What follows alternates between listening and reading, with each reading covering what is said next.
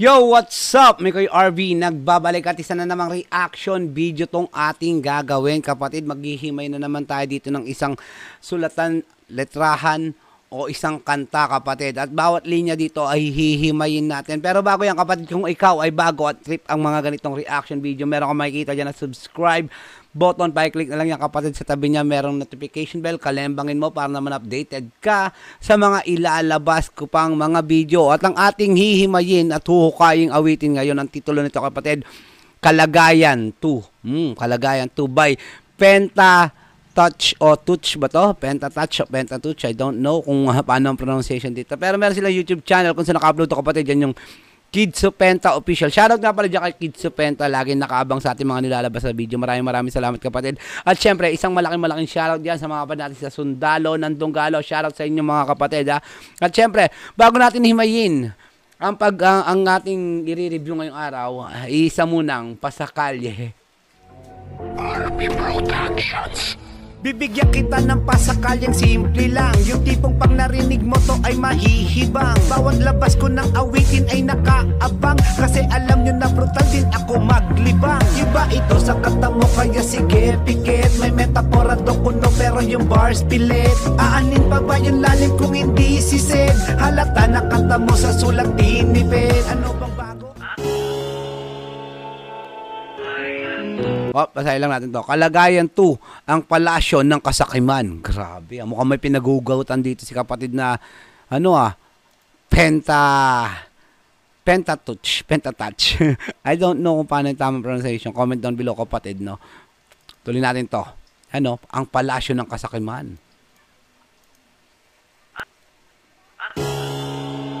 Yeah.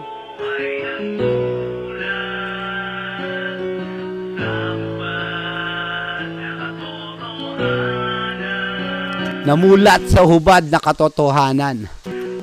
Lalim, ha?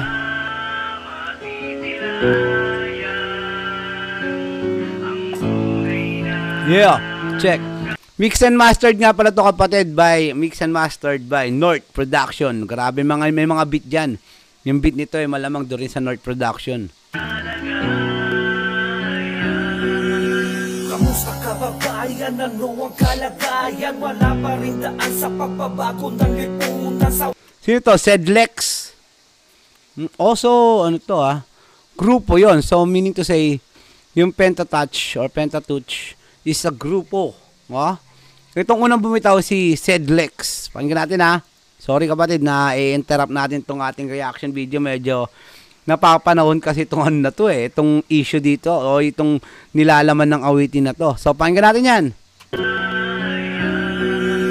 Kamusta kababayan? Ano ang kalagayan? Wala pa rin daan sa pagbabago ng lipunan sa... Wala pa rin daan talaga sa pagbabago ng lipunan. At sa matter of fact, parang nga lalong lumalala pa. Di ba? Napapanood nyo naman siguro yung issue ngayon about sa yung impeachment. Ang gulo, no? Ang gulo nila doon. Natutuwa nga ako pag pinapanood ko sila doon, Para sila mga kengkoy lang doon. Tuloy natin to.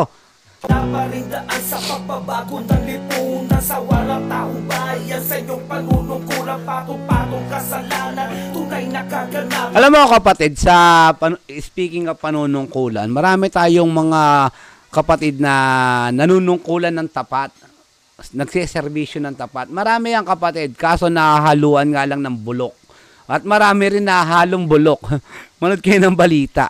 Ayoko na lang kasi mag-comment sa nangyayari ngayon sa kapaligiran, pero talagang matatawa ka na lang pag pinanood sila, no? Tuloy! Patong-patong kasalanan, tunay na kaganapan. Kami pa rin nayari sa mga pangyayari. Paano na kami alipin nyo hanggang huli? Yeah, real talk, tayo pa rin ang talo sa bandang huli. Yung sambayan ng Pilipino pa rin ang talo sa bandang huli. Sa nangyayaring kaguluhan dyan sa politika na yan. Tuloy natin to, kapatid! Kami pa ang sinisi, kayo na ang mali. Kami nagtitimpi sa pasuran yung ugali. Yeah! Shoutout nga dyan kay Sedlex. Mga bayan na demonyo, ulupok sa gobyerno. Sila ang namumuno. Yeah! Nawawang bayan ko, lubog na sa impyerno. Nang dahil sa inyo, wala pa rin kaming asenso. Yeah, dahil sa inyo, wala pa rin kaming mga asenso, no? Pero maganda na yung nangyayari ngayon, no? Kahit paano makikita mo bumababa ang presyo ng gasolina, 'di ba? Bumababa ang presyo ng bigas. Marami pa rin pagbabago nangyayari, no? Kaso yung iba nga lang talaga, may nahahaluan lang talaga tayo ng bulok na sistema, no? Tuloy natin 'to. Lubog na sa impyerno nang dahil sa inyo wala pa rin kaming asenso. Umasa sa mga proyekto na inyong nilapak, pero kabuhayan may salat at hindi makaangat. Yeah, grabe yun. May pinaguhugutan tong ano na to, tong kanta na to, no? At madagdag ko lang, no? Meron pang inaanong batas ngayon na hindi pa rin pinipirmahan yung dagdag 100 piso sa pasahod ng bawat manggagawang Pilipino. Hindi pa rin pinipirmahan yan, inaamentahan ka mga kapatid, no? Sana mapirmahan natin. Malaking bagay rin yung 100 piso na yun para sa ating mga kapatid na manggagawang Pilipino. Tuloy natin yan. Pilihin kay bigat ang sahod ay hindi sapat. Kayo ang dapat sa serbisyo nyong hindi tapat. Diba, ang sahod nga ay di na sapat. Real talk yun, no? Sumahod ka ng 450 or 550 a day. Meron kang 2 anak. Kulang na kulang yun. Kulang na kulang yung kapatid. Tuloy natin to, grabe. Namulat sa hubad na katotohanan. Ang gulo ng boses ko, nanggugulo yung boses ko eh. Hindi talaga ako pang chorus eh. Tuloy natin to. Yeah, check. Kailan ba? Kailan ba? Yeah. Shoutout nga pala si kapatid na Ked Supenta, isa sa madalas o halos tumatangkilik sa mga nilalabas nating video. Shoutout dyan kay kapatid na Ked Supenta. At pwede ba akong mag-request ng isang collabo dyan, kapatid na Ked Supenta? Baka may bago kang project, pa-collab naman. Ha? Tuloy natin to. Parang hindi naririnig. Ito si Barrel, no? Ang bawat hinaing ay parang di na nadidinig, no? Real talk yan. Real talk. Actually, nung kahapon ba o nung isang araw, parang kahapon din meron, nag-welga na, no? Kinakalampag na ang pintuan ng Senado ng mga tao doon, no? Kasi hindi na maganda yung nakikita ng mga tao eh, no? Yung mga hinaing ng tao hindi na pinapakinggan ngayon, no? Meron na silang sariling yung doon sa loob ng Kongreso at sa Senado meron ng sariling mundo, meron na silang sariling batas. Hindi na nila pinusunod ang batas ng Pilipino, batas ng bansa natin, at meron na sila, hindi na narinig ang hinahin ng bawat Pilipino. Tuloy natin yan. Ito, may nilalaman tong kanta na to at napapanahon ha. Medyo natagalan lang ako i-review to kasi naging busy na naman ako nitong mga sumunod na araw. So napapansin nyo, madalang ako maglabas, pero at hanggat kaya ko, pinipilit kong maglabas ng mga bagong video, no? Tuloy natin to. Bawat hinaingay parang hindi naririnig. Yeah. Sino ang may pera, bakit dun sila nakapanig? Real talk, real talk. Kung sino ang may pera, dun sila nakapanig.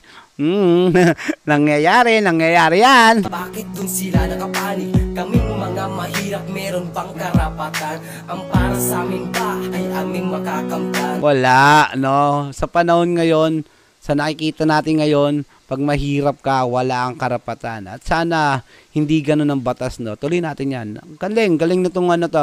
Itong kanta na to is napakasimple. Kung babagbabasehan mo siya, napakasimple, no? Hindi gumamit ng mga pasakalya o metapora. Pero bawat lyrics may nilalaman at napapanahon. Tuloy natin to, kapatid. Dapat pa bang umasa o dapat natanggapin aming mga sarili sa hirap naging alipin? Mula sa aming ninuno hanggang sa kasalukuyan, inyong mga pangako ay matutupad ba yan? Yeah. Inyong mga pangako ay matutupad ba yan? Sabi nga, di ba? Pinangakuan ka na, gusto mo panto pa rin, di ba? Kasi alam naman natin yan, ting halalan, ting tatakbo, darating ang eleksyon. Makakarinig ka ng mga mababangong salita, mga pangako, di ba?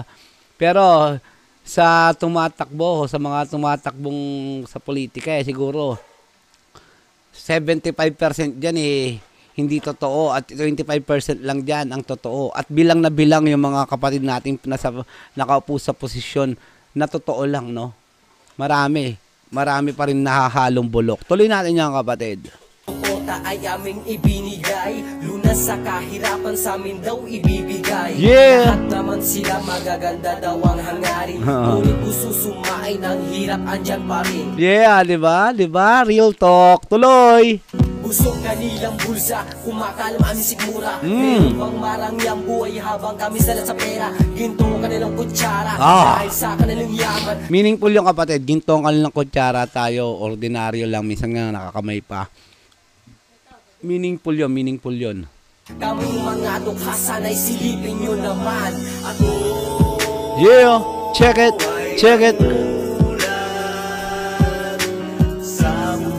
Sa hubad. Seryoso tong kanta na to kapatid ha. Seryoso to at napapanahon ha. No? Nice one. Sayang ngayon ko lang to na-review. Almost mag-1 week na rin yata to nung pinadala sa akin. At ngayon ko lang rin naharap. So tuloy natin yan.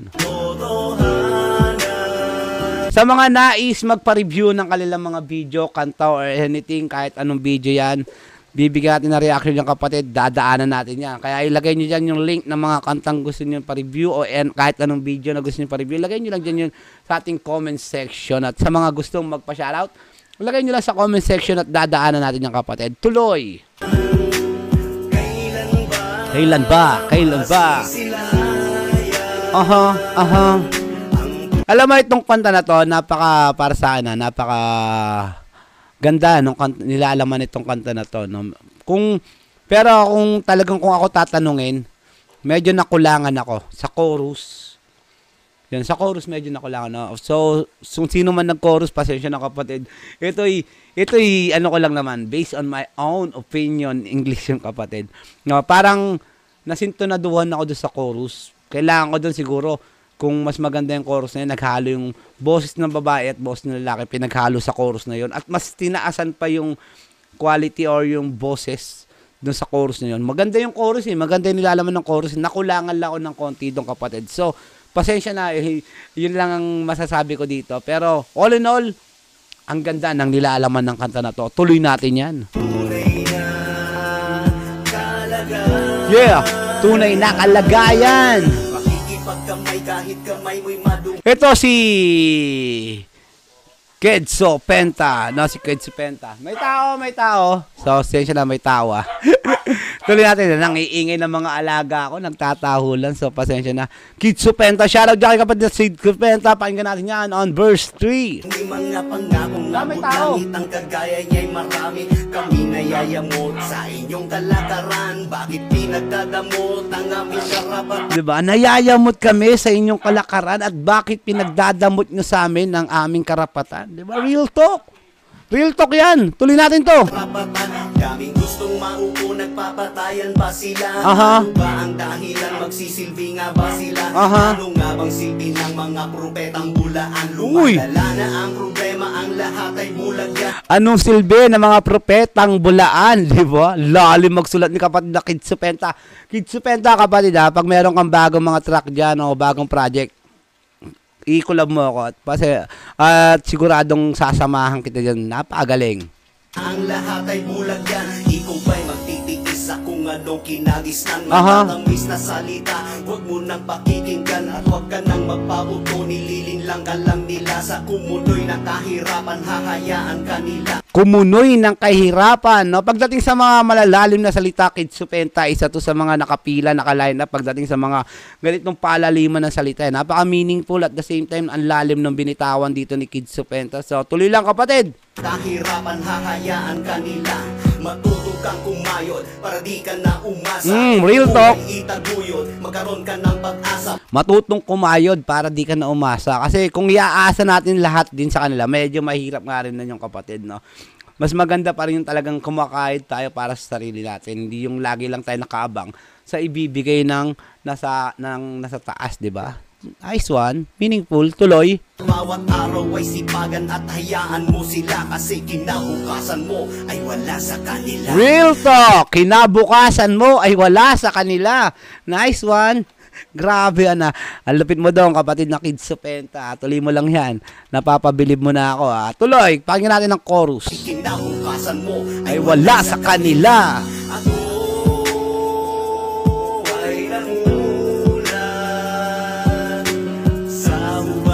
sa hubad. Ang ganda nito, ang ganda nung kanta.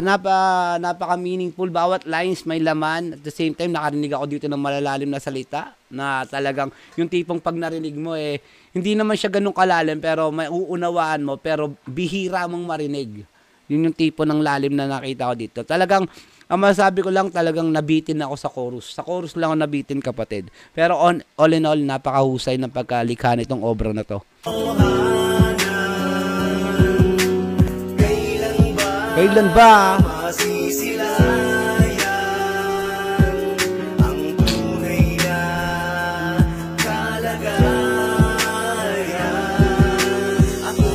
kalagayan to sa meaning, meron ditong kalagayan 1, no? Abangan ko yung kalagayan 3.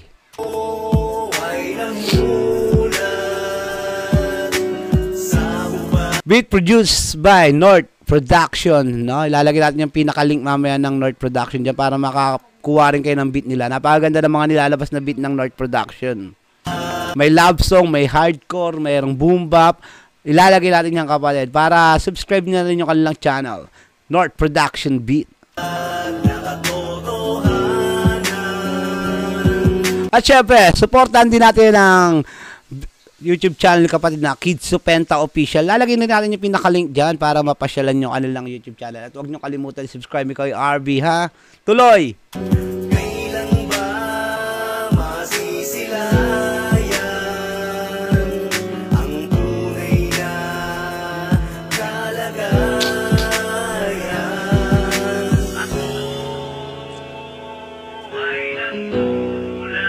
Yeah. Tapusin lang natin tong chorus.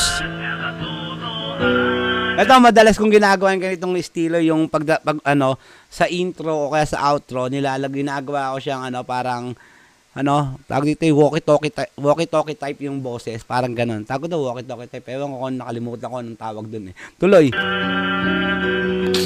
Kailan ba masisilayan ang tunay na Check it. Kalagayan. O, balik lang natin sa pinaka para naka-display siya yan. Ang titulo ng kantang ating review, kapatid, ang title nito, Kalagayan 2 by Pentatouch or Pentatouch. Hindi ko alam kung anong tamang pronunciation dito. Mix and mastered by North Production. At yun na rin yung ginamit nilang beat. I think yun na rin yung ginamit nilang beat. At meron silang YouTube channel kung saan naka-upload to, kapatid. Yan yung Kids Supenta Official. Lalagyan natin yung pinaka-link ng kanta na to dyan sa description para madali nyo mapasyalan. Syempre naman, mga kapatid. At nga pala, abangan nyo, ilalabas ko yung pinaka-mixtape or playlist ng aking mga nilabas na awitin. Abangan nyo dyan, ilalagay. Para kung nais nyo pakinggan is dire-diretso nyo mapapakinggan. I-edit ko lang, kapatid, medyo busy pa lang tayo. So maraming salamat sa mga patuloy na sumusuporta, naniniwala, nagtitiwala. May kayo RB nga pala. Peace out!